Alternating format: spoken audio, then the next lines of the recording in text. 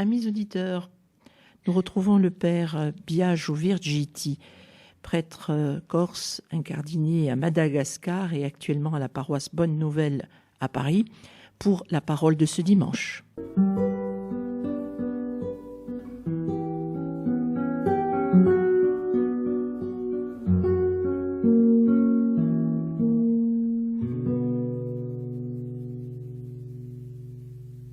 Chers amis auditeurs de votre radio chrétienne, bienvenue pour cette émission où nous allons essayer de commenter les paroles du troisième dimanche de l'Avent.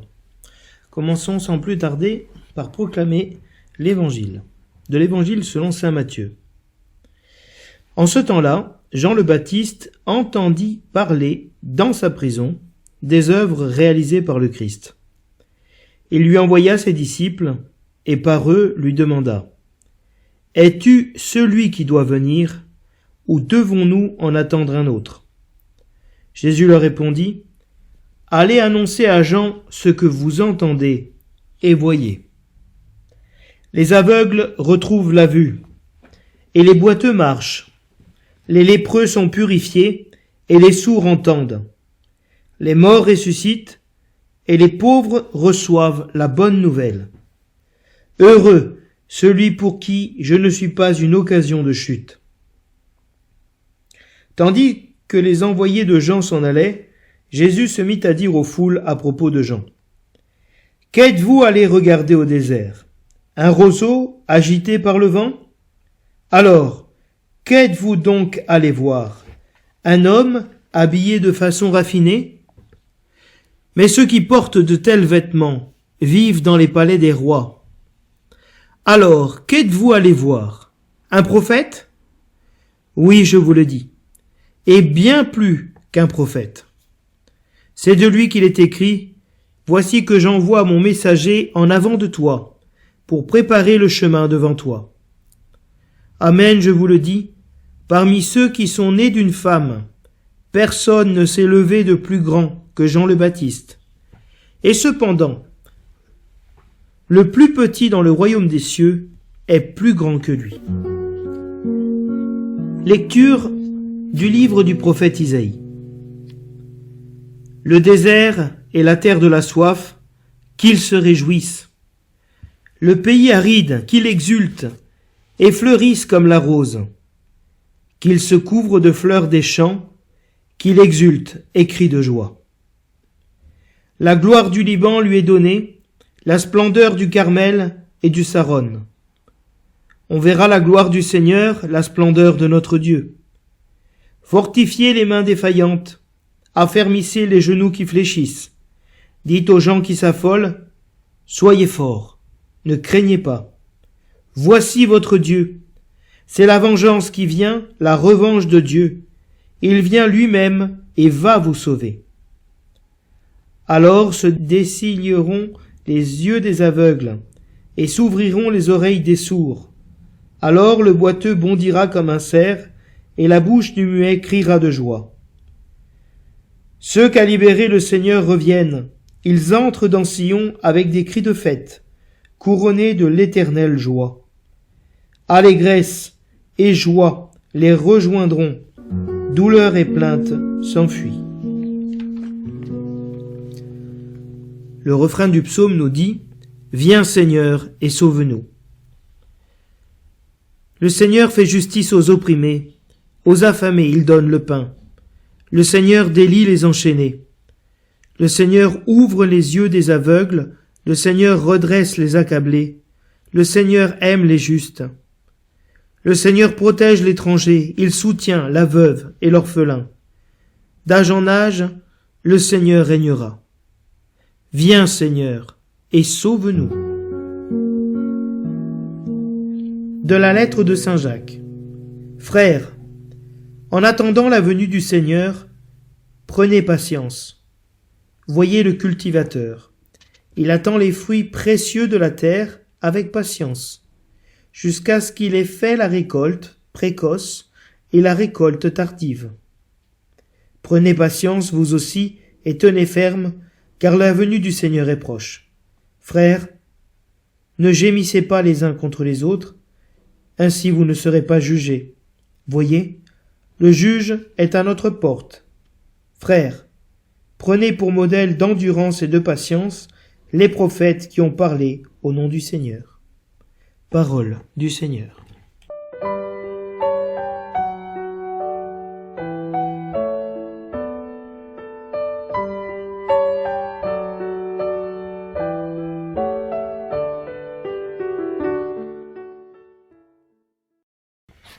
La célébration de ce dimanche est appelée Gaudete.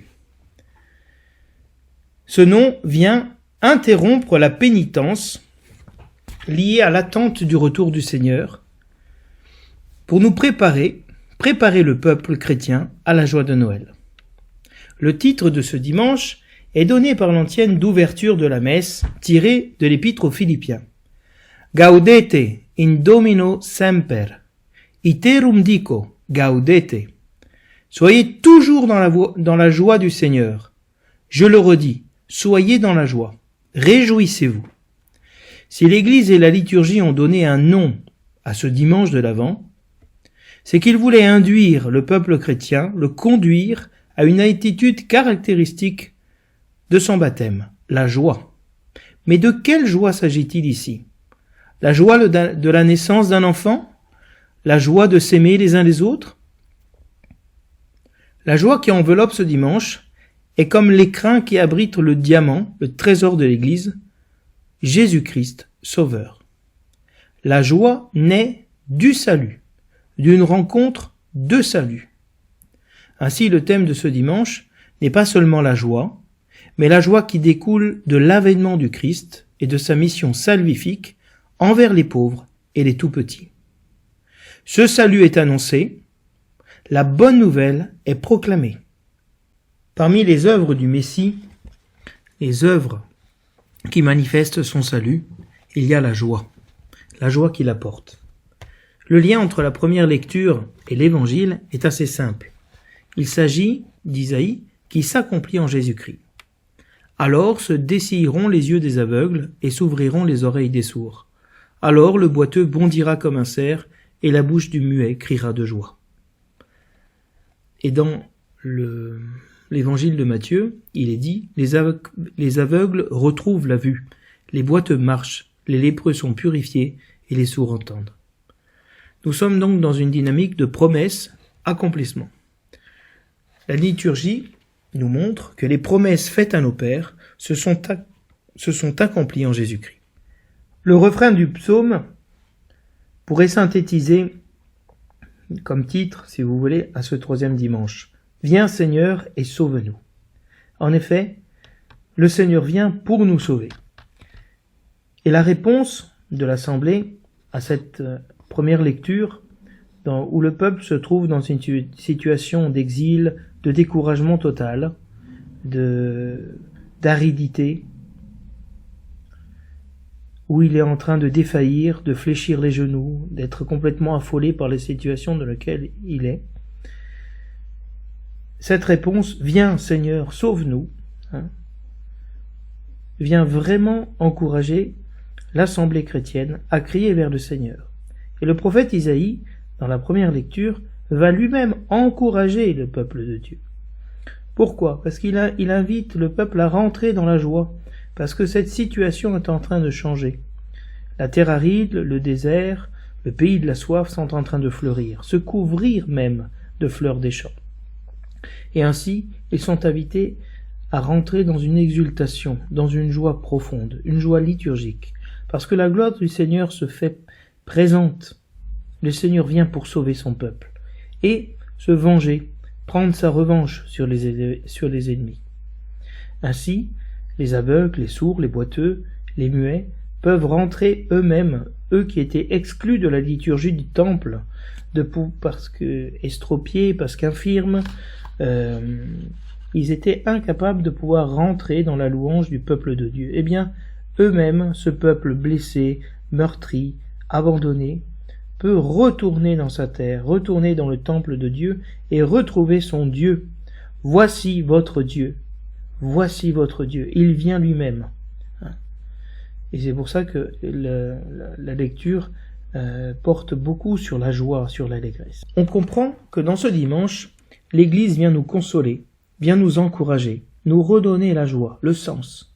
Comme Jean-Baptiste dans sa prison, qui est mordu sans doute par le découragement, aux communautés chrétiennes qui sont fatiguées d'attendre le Sauveur, ou à ce peuple qui est en exil dans la souffrance, la liturgie d'aujourd'hui vient relever la tête.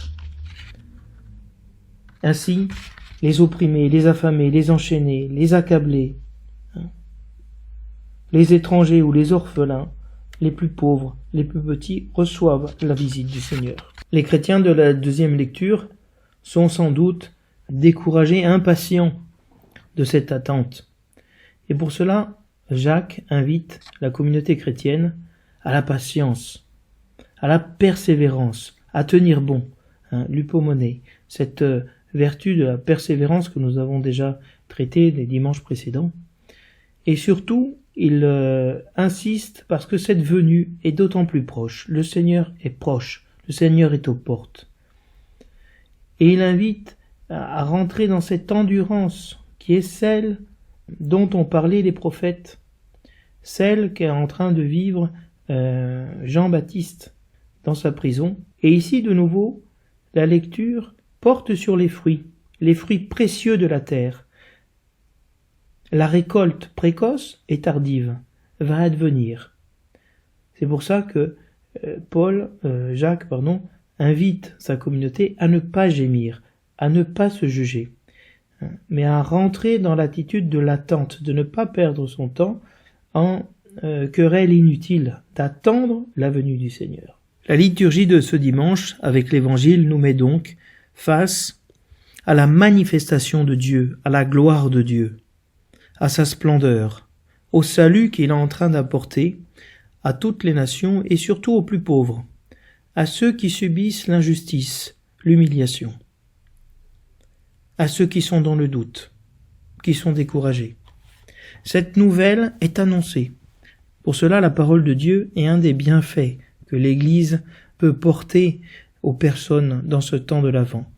D'écouter avec abondance une parole d'encouragement, une parole de consolation, et de voir que la liturgie et l'Église vivent cette vocation de Jean-Baptiste, d'annoncer et de préparer la venue du Seigneur. Cette annonce de la bonne nouvelle qui est faite aux pauvres n'a qu'un seul but, qu'arrive aux plus pauvres Jésus-Christ, le salut. L'oraison de collecte de ce dimanche nous dit « Tu le vois, Seigneur Dieu, ton peuple attend avec foi la fête de la naissance de ton Fils. Nous t'en prions, accorde-nous de parvenir au bonheur d'un tel salut et de le célébrer solennellement avec une joie toujours nouvelle. » La prière de l'Église met ici l'accent sur la foi, qui caractérise l'attente du peuple de Dieu. Mais l'attente ne porte pas ici sur la venue du Seigneur et Sauveur, mais sur la fête de la naissance.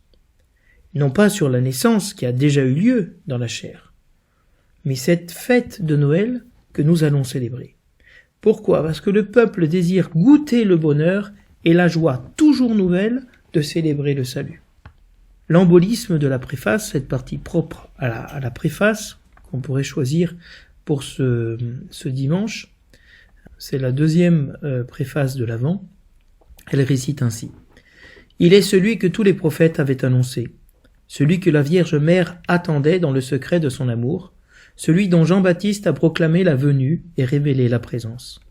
C'est lui qui nous donne la joie d'entrer déjà dans le mystère de Noël, pour qu'il nous trouve, quand il viendra, vigilants dans la prière et remplis d'allégresse. » Cette deuxième préface de l'Avent, que nous pouvons choisir pour célébrer ce dimanche, met l'accent sur l'annonce des prophètes et la proclamation de la venue par Jean-Baptiste du Messie, dont Jean-Baptiste a manifesté et révélé la présence. Et cette préface insiste sur la joie, qui est bien une attitude constante de la prière du chrétien, dans cette attente de la venue du Sauveur, qu'elle puisse nous remplir d'allégresse de cette venue du Sauveur.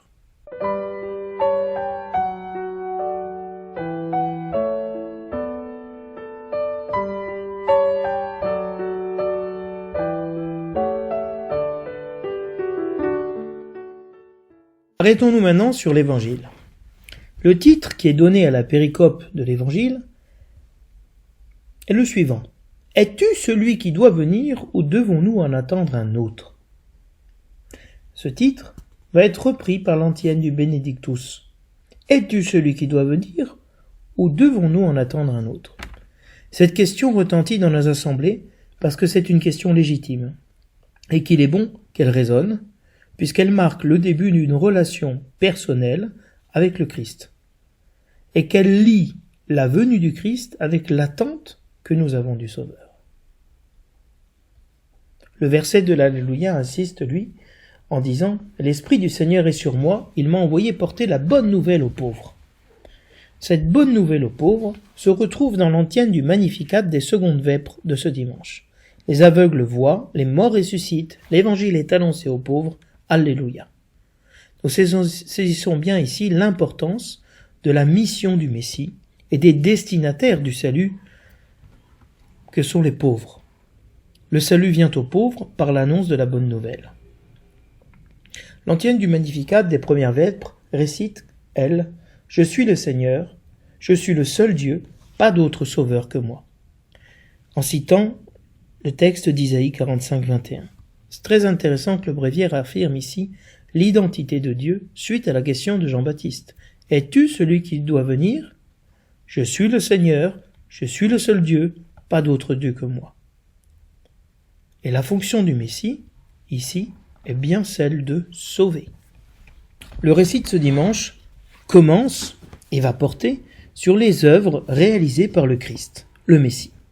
Les œuvres du Messie, c'est-à-dire les œuvres à travers lesquelles le Messie devait se manifester, les œuvres à travers lesquelles on pouvait le reconnaître. La semaine dernière, Jean avait annoncé les œuvres du Messie comme une œuvre de jugement, où il vient rendre à chacun selon ses œuvres, aux fidèles et aux infidèles.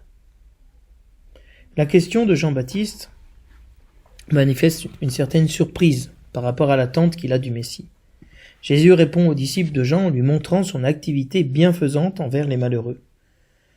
Ici, nous sommes face à une surprise, car les œuvres bienfaisantes du Christ sont le signe de sa manifestation.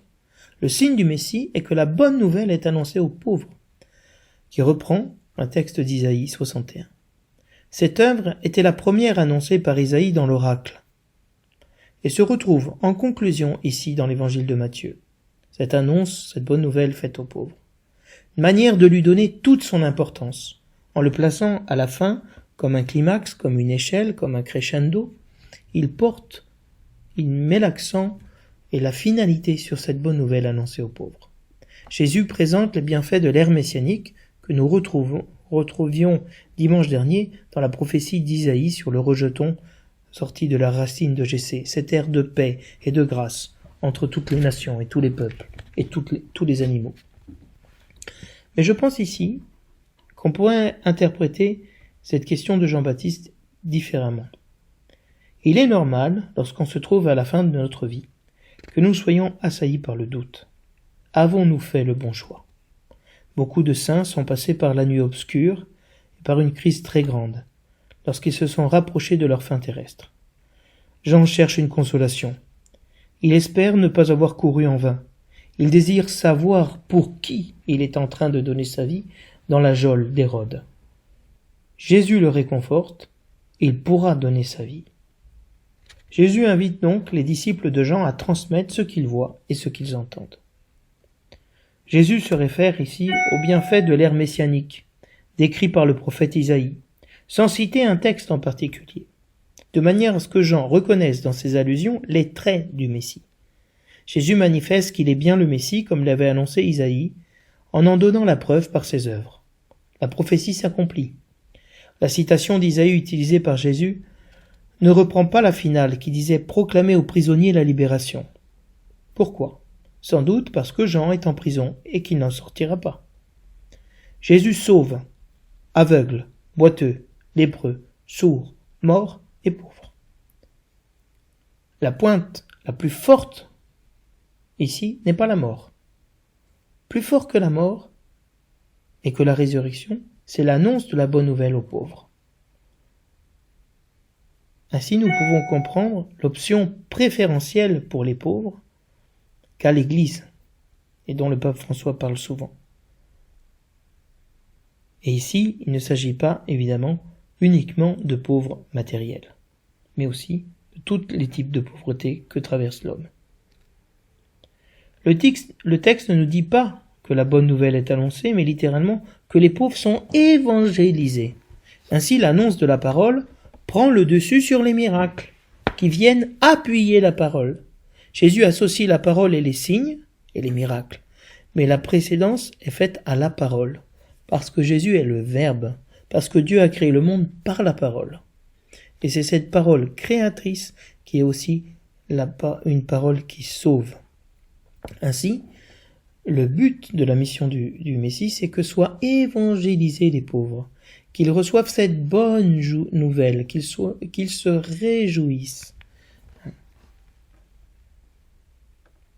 Jésus invite Jean à envisager le Messie différemment de ce qu'il avait imaginé. Jésus manifeste sa bienveillance envers Jean en terminant par une béatitude et un avertissement en quelque sorte pour Jean. Heureux celui pour qui je ne suis pas une occasion de chute. Heureux celui qui ne se scandalisera pas à cause de moi. Le risque en effet est que Jean se scandalise, qu'il entre dans une crise profonde, remettant en cause toute sa conception du Messie et tout le message qu'il a annoncé. Jean est en prison, en bout de course, et tout est remis en cause. Imaginons le drame que vit le précurseur. Il peut y avoir souvent un contraste énorme entre ce que nous concevons de Dieu et ce qu'est réellement Dieu. Jean et nous-mêmes pourrions être déçus de la réponse de Jésus et de sa mise en garde, qui nous alerte sur une vision peut-être erronée de la foi. Le plus fort que Jean ne vient pas avec colère et puissance pour se venger, mais pour annoncer la bonne nouvelle aux pauvres. Nous sommes ici face au scandale de la croix, d'un Messie souffrant. Mais il ne faut pas idéaliser trop vite cette venue d'un Messie souffrant, car la suite immédiate de notre texte de l'Évangile de Matthieu nous présente un Jésus véhément, assumant la violence du royaume, interpellant sa génération avec force et invectivant contre les villes qui n'avaient pas fait pénitence par une série de malédictions à leur encontre, manifestant ainsi la rigueur du jour du jugement. Donc il y a in medio stat virtus. La vertu est dans l'équilibre, c'est-à-dire de tenir ces deux extrêmes, et un Messie souffrant et la venue du jugement de Dieu. Et c'est dans cet entre-deux que vient Dieu. Comme Élie et le prophète Jonas, Jean-Baptiste attend un châtiment foudroyant contre les impies.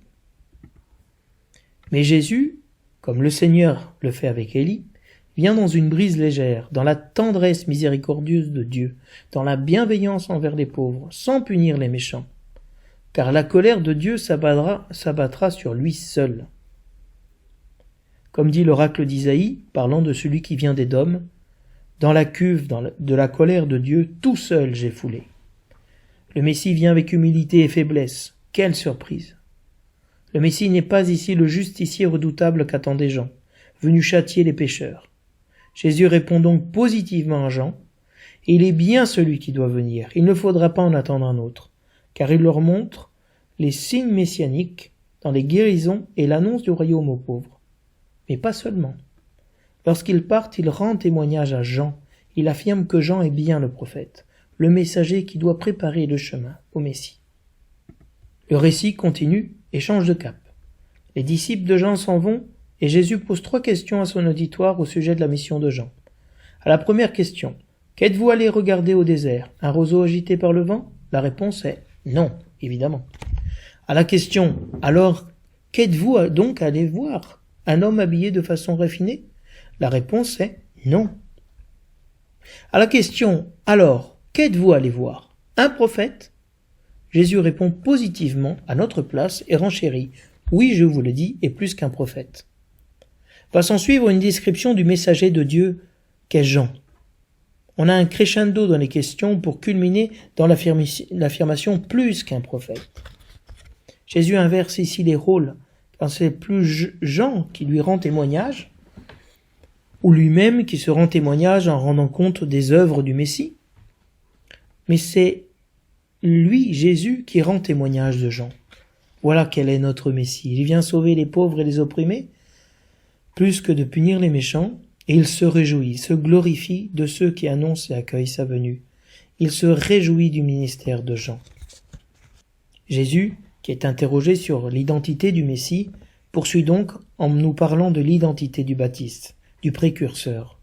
Jean est le nouvel Élie envoyé préparer l'avènement du Seigneur. Jésus insiste par 3 fois en nous demandant ce que nous sommes venus voir. Qu'est-ce que nous sommes venus contempler dans le désert, dans ce lieu de la révélation de Dieu à son peuple? Qu'est le désert? Dieu se manifeste. Dimanche dernier, Matthieu nous disait que Jean était la voix de celui qui crie dans le désert. Mais Jean n'est pas un roseau battu par le vent, il est stable et ferme dans sa mission, rempli de l'Esprit de Dieu. Il ne plie devant personne, pas même devant les pharisiens et les sadducéens, ni même devant Hérode, comme nous l'avons vu dimanche dernier. Ils ne sont pas allés pour rien voir Jean dans le désert, les foules qui écoutent Jésus. Comme on verrait un roseau battu par le vent, c'est un phénomène tout à fait naturel. Ils ne sont pas allés s'approcher dans le désert de voir ce qui se passait, et puis ils ont vu un seul roseau, quelque chose de ridicule. Ici, je vous fais une petite allusion littéraire qui est très intéressante et qui nous aide à comprendre un peu pourquoi ces 3 questions, comment ça fonctionne. Pourquoi parler d'un roseau agité par le vent? Quel est le sens? Au-delà des métaphores, je voudrais m'arrêter sur les mots. Le roseau se dit en grec kalamos. Le chameau se dit kamelos. Et l'adjectif utilisé pour indiquer des vêtements raffinés se dit malakois. Nous avons donc ici un jeu de mots intéressant et renversant, parce que le roseau kalamos devient malakos. KLM devient MLK. Et donc on comprend qu'il y a un retournement de situation ici. Le deuxième contraste est celui des vêtements. Jean est vêtu de poils de chameau et une ceinture de cuir autour des reins. Chacun est allé voir Jean pour un motif qui lui est propre. Mais qu'ont-ils conclu de cette rencontre? Ceux qui entourent Jésus le font sans doute pour le même motif pour lequel ils sont allés voir Jean, par curiosité. Son auditoire est incapable de reconnaître qui est Jésus. La question de Jean et la réponse de Jésus devraient dresser l'oreille et révéler sa nature et sa mission à son auditoire. Si certains ont reconnu Jean comme un prophète, ils doivent maintenant reconnaître celui que Jean attendait et a indiqué, Jésus, le Messie. Les gens sont donc bien allés voir un prophète dans le désert. En fait, ils sont allés voir celui qui est plus encore qu'un prophète. Il est le messager qui annonce la venue imminente du Messie. Il est le précurseur. Nous sommes au point culminant de l'histoire du salut et de la révélation de Dieu. Pour parler de Jean, comme le précurseur, comme le messager, Jésus va combiner 2 citations bibliques. Une tirée du prophète Malachie, le dernier prophète du canon grec, qui annonce la venue du Seigneur dans son temple, précédé d'un messager, en Malachie 3, et une autre citation tirée du livre de l'Exode, en vue de l'entrée du peuple en terre promise. Voici que je vais envoyer un messager devant toi. Exode 23, 20. La Torah et les prophètes s'unissent pour préparer le chemin du Seigneur. Nous sommes ici à une charnière entre la promesse et son accomplissement. C'est sûrement pour cela que Jésus fait allusion aux œuvres du Messie annoncées par Isaïe, et cite, en les combinant, 2 textes de la Torah et des prophètes, pour attester de la mission divine de Jean et donc de sa venue à lui, Jésus, comme Messie. Le récit de Jean nous parle, met l'accent sur celui qui doit venir. Et ici, la question se pose, qu'est-ce que vous êtes allé voir? Pourquoi vous êtes allé? Il y en a un qui vient, il y en a d'autres qui vont voir. Donc il y a un double mouvement. Il y a le fait que nous cherchions le Seigneur, mais que lui vient à nous. Et ici, dans la deuxième partie, Jean, qui disait que Jésus était plus fort que lui, alors que Jean disait que Jésus était plus fort que lui, Jésus affirme maintenant que Jean est plus qu'un prophète, et le plus grand de tous les hommes. Il est seulement que le plus petit est plus grand que lui. Il y a toute une amplification ici. La mention du royaume des cieux renvoie à la prédication de Jean et à celle aussi de Jésus. Convertissez-vous, car le royaume des cieux est tout proche. Jésus va ici manifester la grandeur de la personne de Jean. Le fait que soit mentionnée aussi la place de Jean dans le royaume des cieux ouvre les portes aux auditeurs de Jésus pour entrer aussi dans le royaume des cieux. Nous sommes en train de passer d'un royaume à un autre. C'est une ligne de démarcation. Nous sommes à la frontière d'un monde nouveau. Jean finit sa course et Jésus commence la sienne. Nous sommes appelés à suivre le Messie. Et de manière paradoxale, Jean est le plus grand et le plus petit. Ça montre bien qu'il y a une rupture entre l'économie du Nouveau Testament et celle de l'Ancien Testament. Nous sommes à la charnière entre l'Ancien et le Nouveau Testament. Entre la promesse et son accomplissement. L'avènement de Jésus renverse toute la hiérarchie. Et ce renversement est de nouveau une occasion de scandale. On peut se scandaliser que Jean, qui est le plus grand des hommes nés parmi les femmes, devient le plus petit dans le royaume des cieux. C'est un appel à rentrer dans un chamboulement, une conversion, une métanoïa, comme nous disait l'évangile dimanche dernier, changer de mentalité. Alors, qu'est-ce qu'un tel évangile nous pousse à faire? Il nous invite à prendre position, à reconnaître et surtout à célébrer dans l'Eucharistie la venue du Messie et à appeler sa venue lorsque nous disons Maran Atha, viens Seigneur Jésus.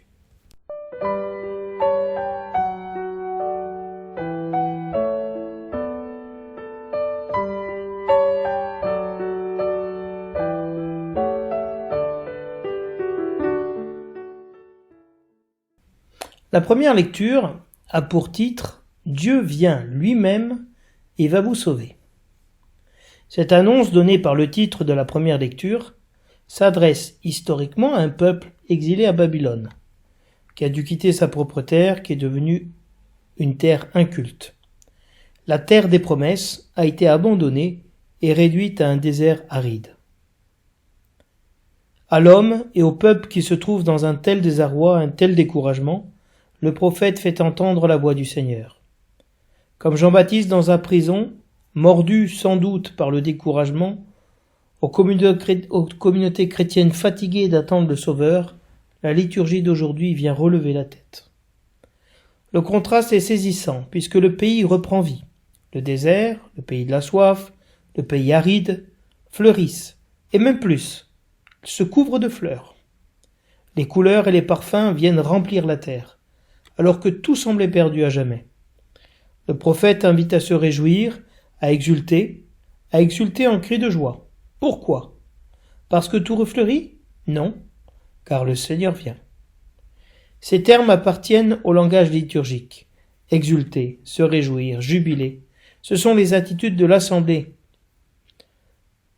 C'est la Pâque, le passage du Seigneur, la sortie de l'esclavage et de l'exil, le passage par le désert pour entrer dans la terre promise.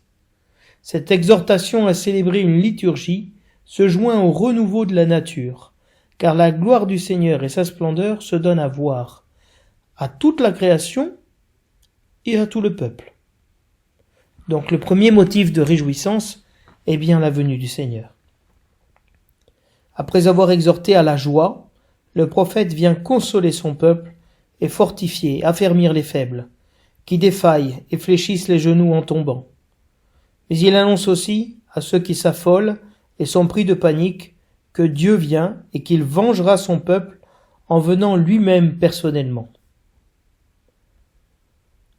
La revanche de Dieu est ici pour Isaïe le salut qui est donné au peuple, et non un châtiment envers les impies.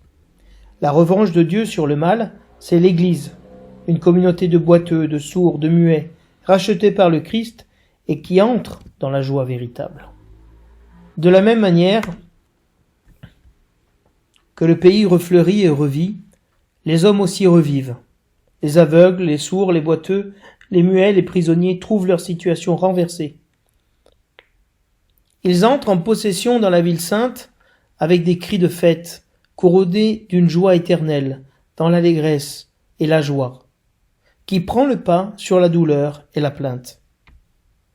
Ce texte nous présente l'exhortation du prophète à la joie, comme un acte de culte, comme une reconnaissance à l'action salvifique et vivifiante de Dieu. Le prophète exhorte et encourage son peuple à la persévérance, en fortifiant les mains défaillantes et en affermissant les genoux qui ploient sous la charge de la servitude. Isaïe exhorte le peuple à voir et à reconnaître les signes de l'intervention de Dieu envers les aveugles, les sourds, les estropiés et les muets.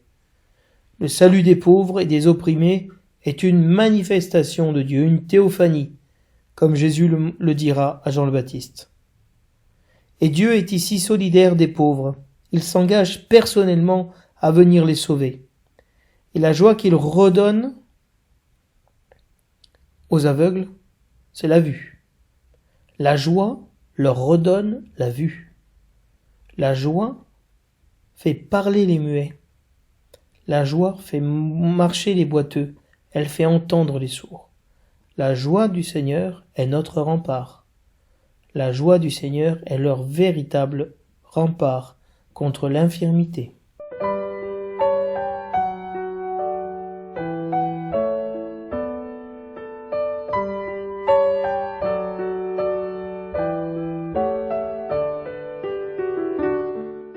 Pour répondre à cette lecture, qui nous disait que le Seigneur vient lui-même et va sauver son peuple, quoi de mieux que le refrain du psaume ? Viens Seigneur et sauve-nous. Nous avons ici la réponse du peuple à la prophétie d'Isaïe. Le prophète annonce que Dieu va venir et va sauver. Et le peuple accueille cette annonce et appelle cette venue du Seigneur et appelle son salut. Et de même, le Seigneur fait justice aux opprimés, aux affamés, aux enchaînés, aux aveugles, aux accablés, à l'étranger, à l'orphelin. Tous ceux qui sont exclus, tous ceux qui souffrent, tous ceux qui sont dans la peine. Dieu fait justice, il donne le pain, il délie les chaînes, il ouvre les yeux, il redresse. Il aime. Dieu aime les justes. Il protège. Il soutient. Parce que le Seigneur règne. Le règne de Dieu est celui qui rétablit l'homme dans sa dignité première, que le péché avait abîmé.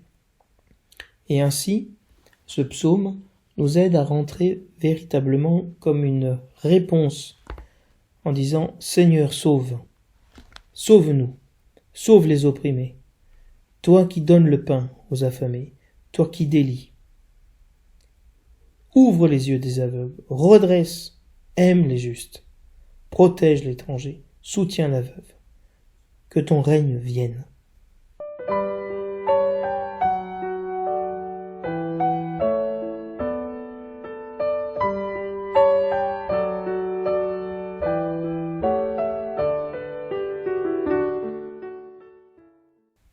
La deuxième lecture est cette fois-ci non pas tirée de l'épître de Paul, mais de l'épître de Jacques. Le titre donné à cette lecture par le lectionnaire est le suivant : « Tenez ferme vos cœurs, car la venue du Seigneur est proche. » L'antienne d'ouverture de la messe est-elle tirée de l'épître aux Philippiens et elle dit « Soyez toujours dans la joie du Seigneur », je le redis, soyez dans la joie, le Seigneur est proche.